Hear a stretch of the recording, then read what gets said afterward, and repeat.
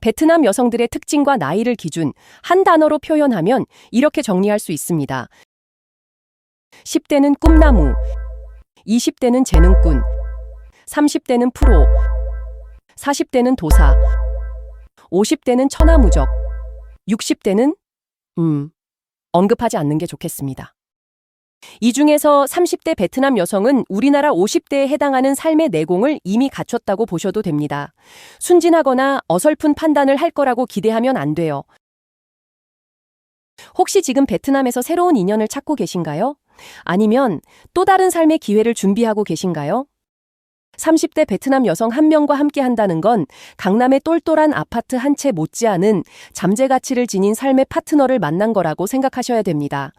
특히 호치민과 같은 대도시에서 사회생활하는 30대 베트남 여성은 특수 훈련을 마친 전사라고 봐야 합니다.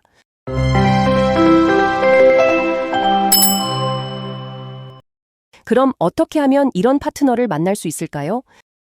바로 33 법칙입니다. 쉽게 말해 최소 3명의 베트남 여성과 각각 3달 이상은 만나봐야 한다는 겁니다. 국제결혼이 목적이라면 이건 기본값이라고 보시면 돼요. 공자님 말씀 아시죠? 3명이 길을 가면 그중에 반드시 배울 점이 있다. 야구도 마찬가지입니다. 3번은 타석에 들어서야 3할 타율을 칠 수 있죠. 운이 좋으면 홈런을 칠 수도 있고요. 3개월이라는 시간 결코 짧지 않습니다. 내가 판단하기도 전에 상대는 이미 관계를 평가합니다. 그 시간 동안 눈빛이 흔들리지 않는다면 이제는 내가 선택할 차례인 거죠. 그리고 꼭 기억하세요. 정, 의리, 이런 감정만으로는 관계를 이어가기 어렵습니다. 괜히 붙잡다가는 나중에 큰 상처만 남을 수 있어요. 베트남 사회에는 항상 경제적 이해관계가 기본이라는 걸 꼭 염두에 두셔야 합니다. 그런데 잠재 가치가 높은 괜찮은 30대 베트남 싱글 여성을 만나는 건 쉽지 않습니다. 대부분은 이미 베트남 사회에서 자리를 잡고 있기 때문인데요. 진인사 대 1000명. 아무튼 할 수 있는 건 다 하고 순리가 뭔지 판단하면 될 일입니다. 베트남 여성 내 편으로 만드는 방법 첫 번째, 33 법칙을 따라하세요 입니다.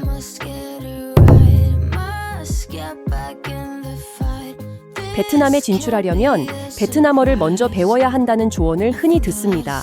하지만 그런 조언을 하는 사람들도 정작 베트남어에 능통한 경우는 드뭅니다. 왜냐하면 베트남어는 단기간에 익히기가 굉장히 어렵기 때문인데요. 성조 차이 하나로 뜻이 완전히 달라지는 경우가 많아 현지인조차 어려움을 느낍니다. 그렇다고 기본적인 말조차 모르는 건 곤란하겠죠. 예를 들면 이런 거요. 바오뉴띠엔? 얼마고? 그렇다면 의사소통은 어떻게 해야 할까요? 최소한의 영어가 되는 여성을 만나세요. 영어가 된다는 건 정글에서 나온 지 오래되었다는 의미입니다.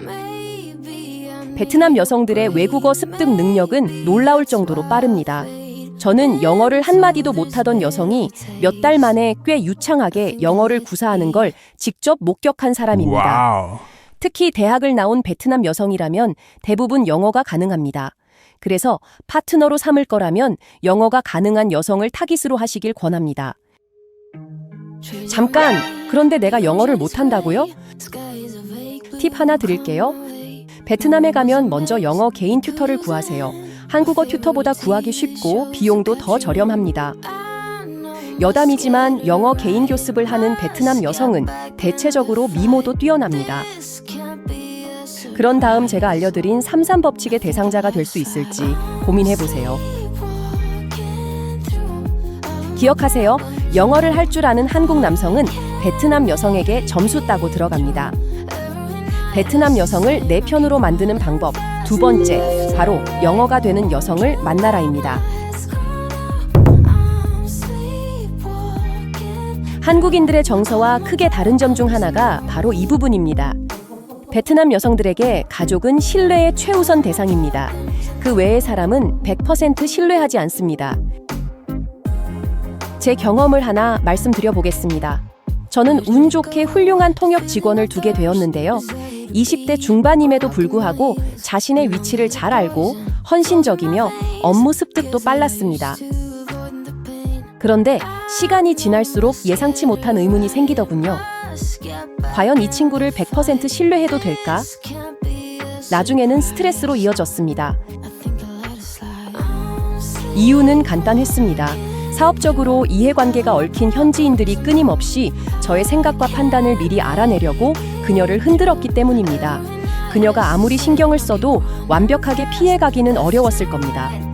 베트남인들, 특히 북부 출신들은 이런 전술에 능하고 치밀합니다. 제가 겪은 사례에서 현지인들은 제 통역과 저의 관계부터 확인했습니다. 연인 사이일 거라 오해하는 경우가 대부분이었죠. 그런데 아니라는 걸 확인하고 나서는 온갖 방법으로 그녀를 통해 정보를 얻으려 했습니다. 만약 공식적으로 가족 같은 관계였다면 아예 그런 시도조차 하지 않았을 겁니다.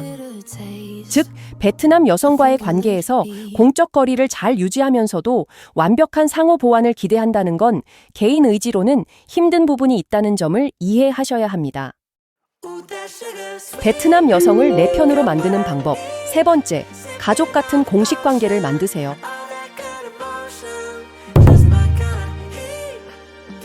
베트남 여성을 내 편으로 만드는 방법의 90%는 관계를 공식화하는 데 있습니다. 이 단계가 완성되었다면 나머지 10%는 그녀가 더 성장할 수 있도록 날개를 달아주는 일에 집중하시기 바랍니다. 혹시 배신하면 어떡하죠? 걱정하실 수도 있습니다. 세상에 완벽한 보험은 없습니다. 다만 최소한의 리스크 관리만 해두면 충분합니다. 제가 아는 호치민의 한 중년 여성 이야기를 들려드리겠습니다. 그녀는 가난한 집안에서 태어났지만 노력 끝에 대학을 졸업하고 회계사무소에 취직했죠. 이후 결혼을 하고 가정을 꾸리며 평범하지만 안정된 삶을 살았습니다. 하지만 형편이 조금 나아지자 남편이 젊은 여성과 불륜을 저지르게 됩니다. 결국 그녀는 힘든 결정을 내려 이혼을 선택했고 그 후 스스로 회계사무소를 차려 사업을 시작하게 되죠. 그리고 뛰어난 기질로 몇 년 만에 수백억 자산가로 성공했고 딸은 한남동 국제학교로 유학 보냈습니다. 이처럼 베트남 여성의 레버리지 활용 능력은 놀랍습니다. 특히 급속하게 성장하는 베트남에서 이들의 역할을 극대화하여 함께 성공하는 길을 모색하는 건 가장 유효한 베트남 진출 방법이라 판단됩니다. 베트남 여성을 내 편으로 만드는 방법 네 번째, 그녀에게 날개를 달아주세요입니다. 베트남인들이 처음 한국인을 대할 때 보여주는 미소는 정말 매력적입니다. 그러나 얻을 게 없다고 판단되면 태도는 쉽게 무심해질 수 있습니다. 한국에서의 사회적 지위가 아무리 높아도 베트남에서는 그냥 외국인일 뿐입니다.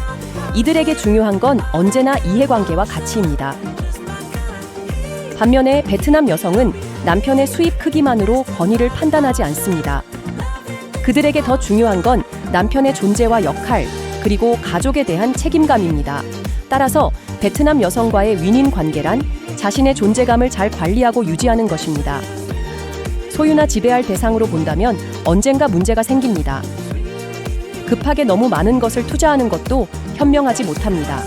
그것은 관대함이 아니라 오히려 어리석음이 될 수도 있어요. 중요한 건 함께 호흡할 수 있는 접점을 찾고 그것을 잘 유지하는 것입니다. 마지막으로 베트남 여성을 내 편으로 만드는 방법, 윈윈 관계를 유지하세요입니다. 지금까지 두 편에 걸쳐 베트남 여성의 특징과 성향, 그리고 이들과의 파트너십 방법에 대해 간략하게 살펴보았습니다. 영상에서 다 말씀드리지 못한 구체적인 내용은 PDF 파일로 따로 준비해서 필요하신 구독자분들께 전달드리는 방법을 찾아보겠습니다. 시청해주셔서 감사합니다.